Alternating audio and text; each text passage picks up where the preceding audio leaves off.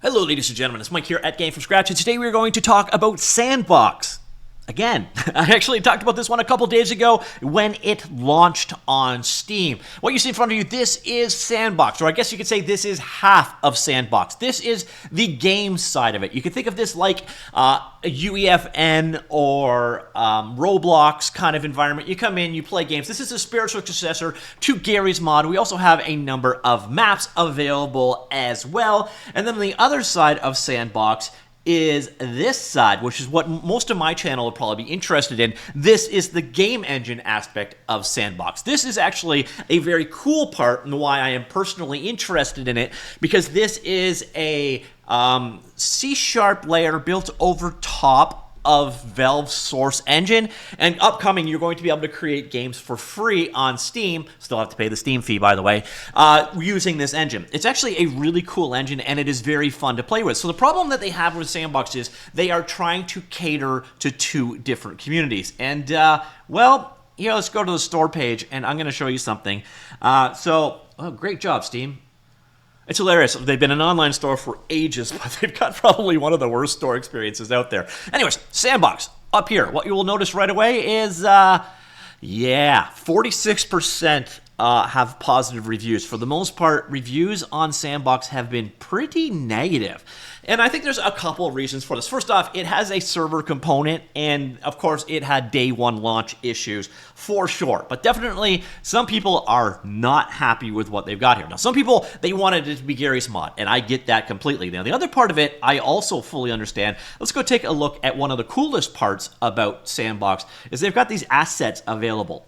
So you can come in here, and then the community makes all of this stuff available like so. So all these various different pieces are available to work with. So let's go in and find a 3D model. And,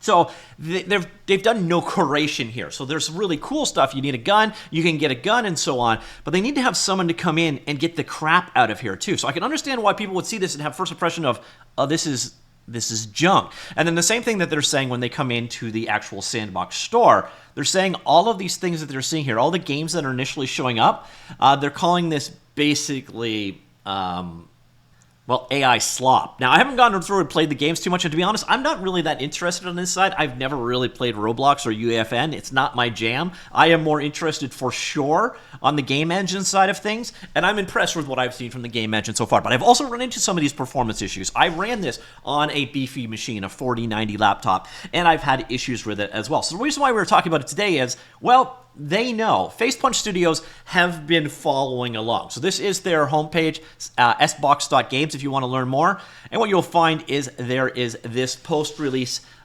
document basically talking about how things have gone. And they're noticing also that they've gotten the mixed reviews. And there's a couple of reasons behind it. So it was not unexpected. It's the reason we didn't want a front page takeover or any other push from Valve, because we wanted people to find this organically, not have it sold to them. The main complaints are AI slop, performance, and this isn't Gary's Mod. Not forgetting, of course, our biggest fans got the game for free, so they can't leave reviews. So they go through all of these things. Now, one of the cool things here is they've doubled the play fund, so they've got a pool of $1 million a year. So if you make games, so if you're making the games here that people are actually going ahead and playing, you can actually make money from your creations. You can also publish your creations out to Steam later on this year, but for now, you can actually create and make money off of it, and they've upped the pool of money available from $500,000 to $1 million a year. That's cool. And then we've got a lot of people talking about AI slop. Now, I actually think he's missing the point here a little bit. So on the one hand, he's like, basically straight out says that, you know, they are not anti-AI, they are not pro-AI. So we're not an AI-based product in any way, but we live in the real world, so we're not anti-AI either. We're not going to put a pointless AI assistant button for no good reason. We're not going to shove any AI tools down your throat. We're not going to make a game, game wizard that generates code for you, but if the best games in the world is made using the help of AI, we're not going to tell you that you can't post it. And yeah, so people are basically seeing these things, and they're viewing them all as AI slop. Now, again, I don't play this game, so I can't make that judgment there. But this is the key part here. If the slop gets hidden, or again, we go back, and in my opinion, this part is somewhat inexcusable. These assets should just not be being surfaced. So I see things here. I see copyright assets. I see low effort assets. I see questionable assets and so on. I see Shrek. And there almost needs to, they need to do a moderation pass on this stuff. So I think that it's not just going to be a matter of their algorithms needing to work. Someone on their end needs to go through and approve and not approve these things, or they're going to get into copyright issues. They're going to get into AI slop issues, etc. So that is the first issue they address. Second one is performance. So I definitely did run into some performance issues here. Again, some of it was they had servers going on, new servers coming online. You're always going to have issues day one with Steam. That's why I don't really judge Steam scores for the first few weeks to few months, because there are definitely some growing pains. A lot of times, all it is rating how good or bad the launch actually went. But one of the biggest things we were getting nailed on is performance. So I wanted to share where we are with that, what we are doing now, and what our long-term plans are. If you're coming from Gary's Mods, things are going to feel different. Gary's Mod runs on a 20-year-old engine that hit 300 FPS on a toaster. We're not there yet, and it's a fair comparison to make. We're aware that mid-range hardware in particular is having a rougher time than it should. They point out this is the worst performance we'll ever be. We've been improving and will continue to improve. We know what the bad stuff is, and we know how to solve it. We have a roadmap of things we are actively working on. So performance there, you got some details of the average frame time for how things are going. They've improved from 17 millisecond average to 12 milliseconds in the past 6 months. So theoretically, things should get faster as we go. We got some breakdowns of hardware performance and how they're working and the devices that they are on.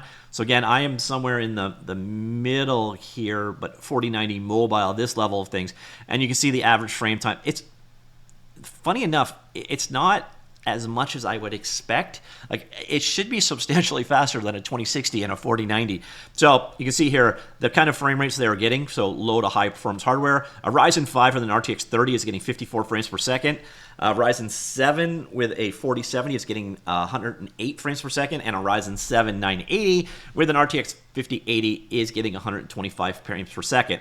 And to be honest here, again, this is loaded hardware, and I'm actually kind of surprised it's that low. And I'm actually a little surprised that the delta between these is also lower. So I can get how people with Uber hardware are also like, why is this not going better? And then we get into user-generated content, some of the performance there. And they're right. Optimizing for user-generated content definitely carries its own challenges because you do not know what the users are ultimately going to generate. Also, you need to open up, make them be whatever they want, and that could have some performance ramifications. So some metrics there as well.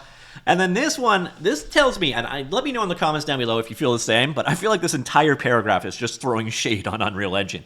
So, most modern engines spread rendering work across multiple frames. Temporal, upscaling, temporal anti-alias, amortized global illumination. It's fast, but it all adds up to blurry, ghosty mess that falls apart the moment you move. We're not doing that. We render one frame every frame. It should look great in motion, not just screenshots. We're doing forward rendering, MSAA, and everything in one frame. This is a challenge, and there are problems that are harder to solve, but we'd rather face those challenges than take the shortcuts other modern engines do. Again, let me know, is that just dropping some serious shade on Unreal Engine? Justified or not, just something to be aware of. And finally, we've got coming soon. A release to the wider audience always brings focus into the most important things that we need to do.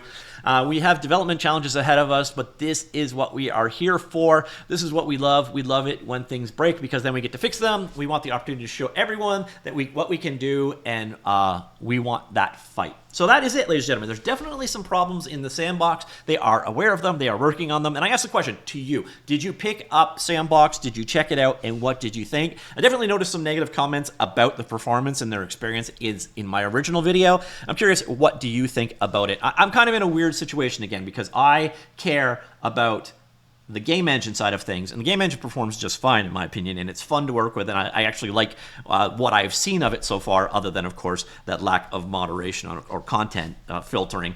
But this side of things, I don't give a damn personally. So did you pick this up as a Gary's Mod successor, or do you pick this up as a potential game engine to work with, and what do you think of the results? Let me know those things in the comments down below, and I'll talk to you all later. Goodbye.